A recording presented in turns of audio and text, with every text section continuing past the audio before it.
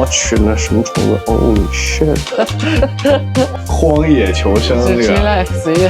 我们合作当中，其实，在作为一个产品设计师，经常会需要和视觉设计师或者是和 content design 来去合作，来完成，就是说怎么样最好的去表达这个品牌形象。我觉得有一个很好的例子就是 Duolingo， 我们希望能够帮助更多的产品设计师去成为复合型的人才，市场的需求不太偏向于在单一的技能方面比较专精的设计师。大家好，欢迎到星野的频道。今天我们请到 Francis， 然后他也是 Udemy 的资深视觉设计师。我们今天就来聊一聊关于视觉设计，还有就是在公司当中有不同的关于视觉设计的一些岗位他们的一些工作呀、职能啊。那么 Francis， 你介绍一下，就是在公司当中有这么多关于视觉设计的一些岗位，他们之间有什么一些区别吗？是的。首先很感谢 Peter 这次邀请，参加星野这次谈话活动，然后我也很乐意为大家分享一些关于视觉设计师的一些这个资讯。然后像 Peter 刚才你的问题，我觉得是一个很好的问题，因为现在的视觉岗很多，而且它的这个具体的 title 也是很专精于不同的领域和负责的项目。首先我觉得最常见的以前大家关注的平面设计师或者是视觉设计师岗，在这两个还是有一定区分的。那么现在多以视觉设计师或者是品牌设计师为主，科技产品的这个公司包括它的产业也是比较发达现在，所以说肯定 title 也意味着或者联系在我们当下市场的一个趋势和流行。通过这个市场的趋势工作的岗位会进行进一步的调整，那么这个 title 也是起到了一个明显的一个表现作用。那么 Udemy 的话我个人目前是以视觉设计师然后品牌设计为主，那么它的主要职能是基于 Udemy 这个全球的品牌形象为主。那么我们在各个国家各个地区也会有to C 和 to B 的这个业务。那么其实我们现在 B to C 和 B to B 这两个块面呢，可能也是有稍微不同的一些品牌形象的分布。那么视觉设计师我觉得最大的它的职能就是在于如何基于不同的需求和我们的品牌策略、市场战略去进一步的去调整我们的这个整个品牌形象，并且设计师也需要负责大大小小很多的线上线下的这些活动。那么可能我们每一个季度每半年都会有针对性的在这个视觉设计去做调整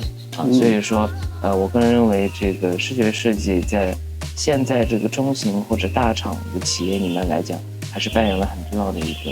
位置。对，那非常有意思。你在你的工作当中，你每天的工作内容会有哪一些？目前我们可能分3大块。首先第一个就是我刚才提到的我们要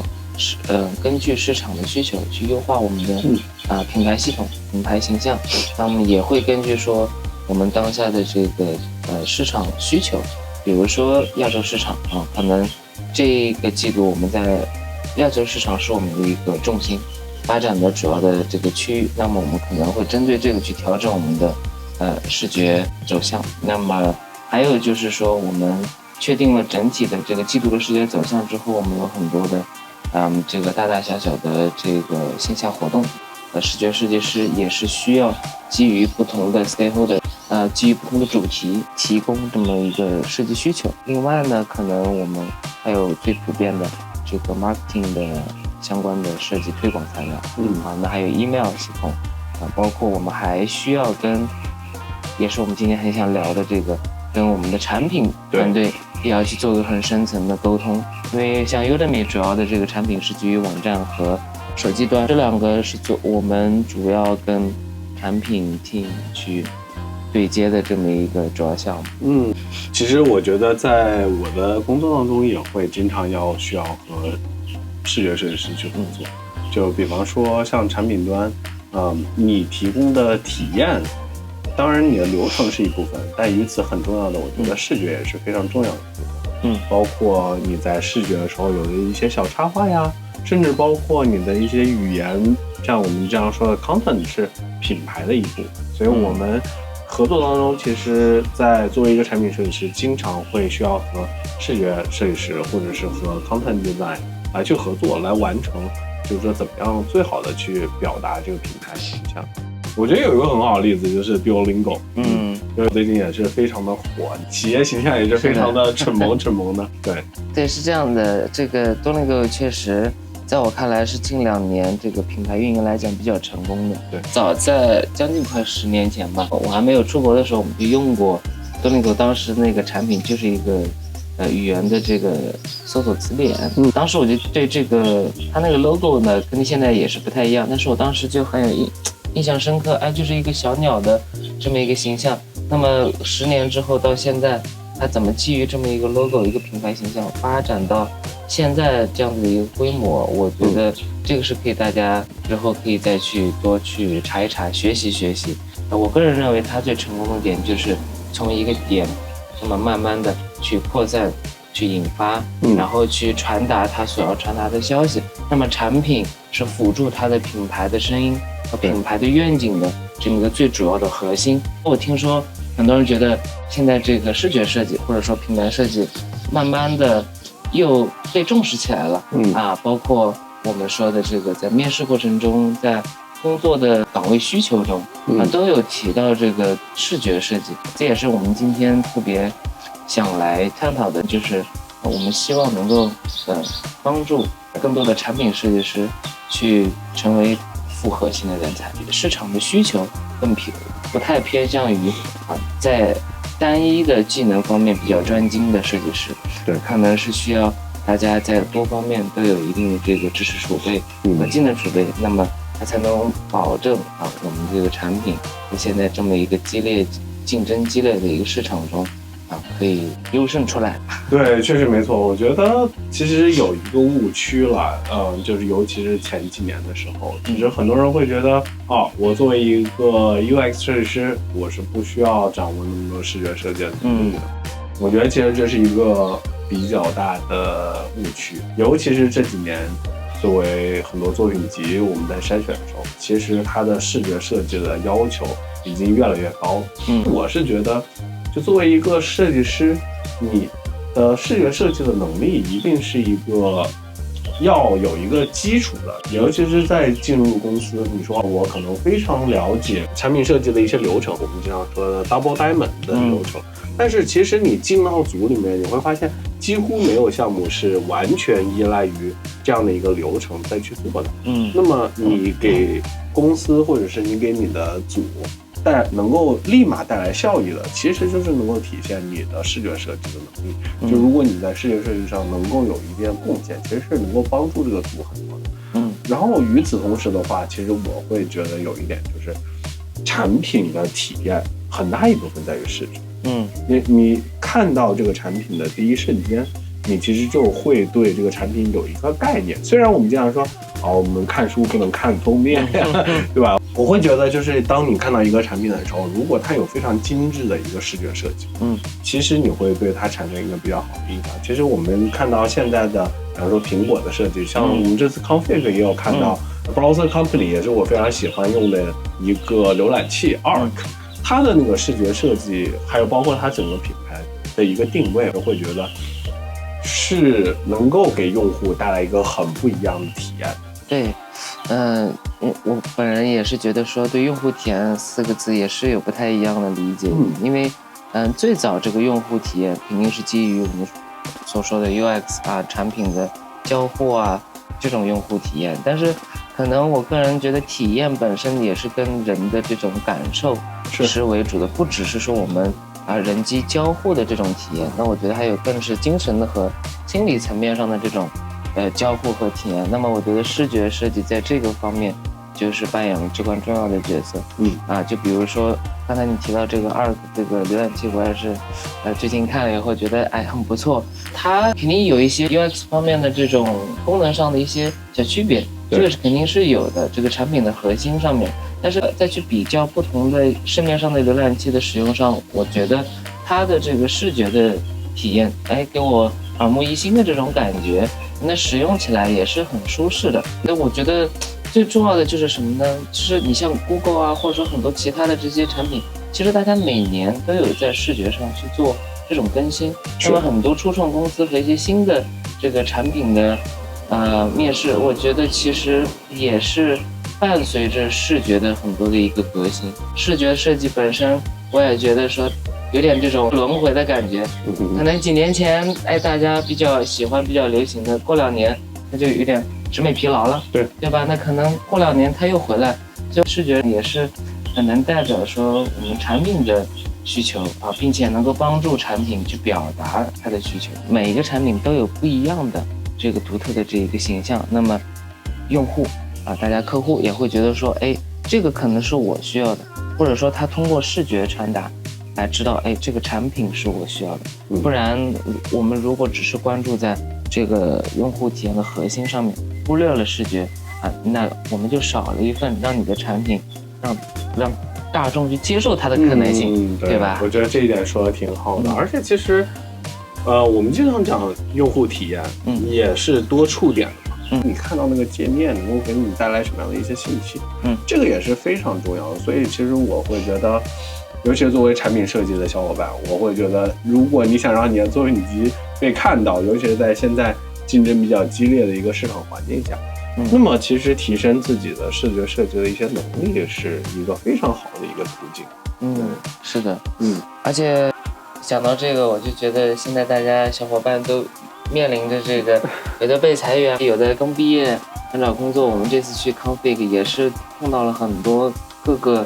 城市飞过来参加 Config 的小伙伴，然后都在询问我们说，这个现在 Product Design 的这个岗位面试相关的问题，然后还有很多想转岗的。对，我个人也是，我身边有很多朋友就是从视觉再转到产品。其实我觉得这两者之间最有意思的点就是，我经常会被问到，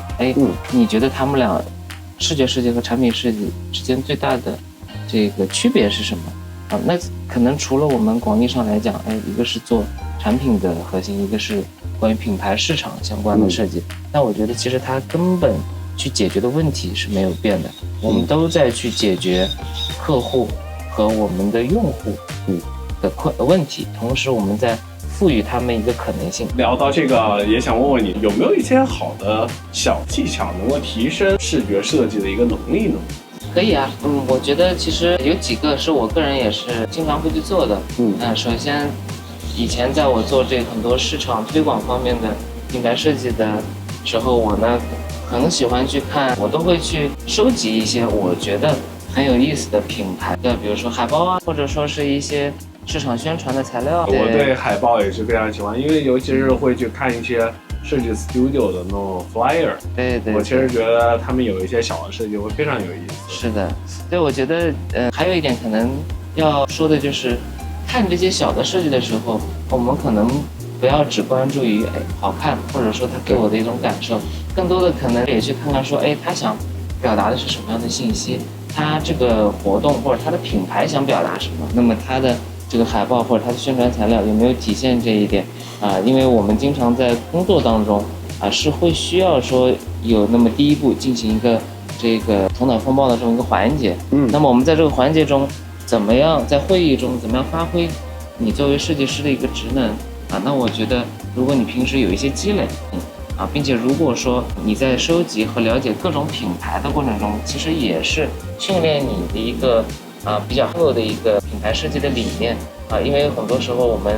在做视觉设计的时候都会局限于说，我们这个排版字体是不是好看？但是实际上慢慢我们偏离了我们需要去表达的核心的价值观和信息。那么所以我比较鼓励大家，就是说在多看的同时也去多思考，不要只把你的视觉设计停留在你的眼睛，还是要停留在更高层面的一个品牌的概念上和市场的概念上。完整性，对，这个我们都会说设计的一致性，对，但是这个一致性，我觉得不局限于在你的画面当中，你应该表现在你的思想、你的行为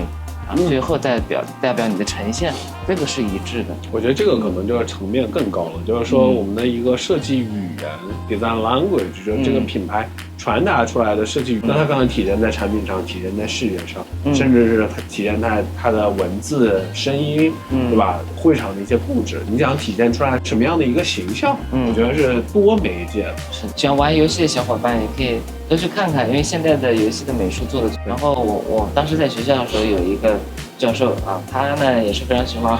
玩这个3A 的这个 video game， 他经常就会举一些例子啊，因为他个人说了一点，我觉得很有意思，就是说一个游戏的 UI 设计的界面啊，它是需要融合整个故事，游戏的故事，包括它这个游戏想传达的声音啊，从视觉到游戏机制，然后到这个游戏公司想要去如何包装它，如何从市场去推广它，也是很多维度的。所以游戏的一些视觉，大家也可以去借鉴，因为你比如说现在这个 Web3 啊，其实有很多都是跟游戏之间也是有合作关联的啊。那所以我也看到了很多网页的设计，现在也是非常的 fancy 吧，它的交互的体验种类也是非常的多。那么其实这个跟游戏的体验也是很相关的，所以喜欢玩游戏的小伙伴嘛，也可以边学着边玩着。对，我觉得游戏其实它那个设计的领域就非常不一样，就是它交互感更重。确实像你说的，有时候看看游戏是怎么样设计它的 UI 的，甚至很多有一些游戏设计 UI 的一些岗位也是，对，就是说它是如何去做这个交互的。它是 Udemy 也会加入这个叫 gamification 这个理念加进去，然后 Duolingo 在这方面做的就是非常好，结合了当下很多手游的这么一个模式确实是。对，这个我在用的过程中觉得，这个游戏性有点强，但是它就是能够 drive 用户一步一步的去进入它的这个体验的流程里对，所以这个可以去借鉴。然后作为其他一些产品设计的小伙伴，我觉得还有一点就是不能回归本源吧。其实有很多视觉设计，我觉得像我在研究生的时候，对我很大帮助的一门课就是字体设计。然后虽然当时我是选修了第一节字体设计，然后但是与此同时就是一下就爱上了，就是如何选择字体，如何去做好一个版面书的排版，然后后面就一直去学习字体的一些课程。这个对于我后面产品设计的一个帮助，我觉得是非常大的。与此同时，很多细节的一些视觉设计的一些小的一些分类，像色彩科学啊、排版，大家可以去看一看。其实有很多资料，或者是已经有很多关于这一方面的一些学科，是能够帮助你很快的提升你的视觉设计的一个能力。对，我觉得这些基础无论是设计基础，还是这个设计流程、设计过程design thinking， 都是大家在以后的职业发展中，我觉得它是一直陪伴字体排版、色彩搭配、色彩传达，包括甚至我觉得社会学、心理学对于现在的设计师的帮助也是很大的。是的，我们怎么用你的视觉去引发用户的一个精神的共情？那么这个其实是非常重要的。我个人在做就是我们在面对面沟通的时候，我都要去强调这种情感的共鸣。那么在设计中，你能够抓到更多客户的这么一个回应，或者说大众的这个用户的回应。那么除了我们产品核心的这个功能的重要性以外，那么视觉怎么去做一个情感连接，这个是可以大家去关注的。我个人在职场中有遇到好几个这个我们部门的 director， 他们之前有专门做 HR 的，还有做这个心理咨询的，就副业也有做心理咨询的。可能大家会觉得说，我们这个设计的这个艺术总监怎么他的背景不是学这个艺术或者设计的，怎么还能来做这个岗？但实际上，我们大家也要从另一个角度去看待他为什么可以在这个岗位中间发挥他的最大的职能。那我认为最重要的就是他能够很好的在企业内部能够了解说，我们把内部的这种沟通可以做到很精准，我们这个品牌需要传达什么，我们如何去结合市场部这边的策略和战略，每一年再去结合我们的设计部门，把两个糅杂在一起，并且最终我们输出的这个内容是非常精准的。那么另一方面，他能够去引领他的团队在哪一些点上，我们用哪一些视觉方向去引发客户的用户的需求。那么我觉得视觉设计不应该只是停留在视觉上，对，应该说视觉是一个前提。那么你们怎么用这个视觉这个媒介去真正的去设计去跟我们其他的设计去连接？这个在我看来是很少去关注的大家会觉得说，哎，这个只是我要听我们的上司的，听我们的客户的需求的等等，那没有错。但是有的时候，客户或者你的上层也不会给你非常清晰的这么一个方向，你需要有自主的这个对信息的处理能力。对，大家有时觉得视觉设计还是挺简单的，或者说觉得这个就是一个很好不好看的事情。我看到的成功的产品，它的视觉都是经过很多层的打磨的，是吧？像你喜欢字体课，这跟乔布斯之前也是从字体课出来的，是吧？对，所以这个大家可以多关注关注。好，那感谢大家，下次再见，下次再见，拜拜。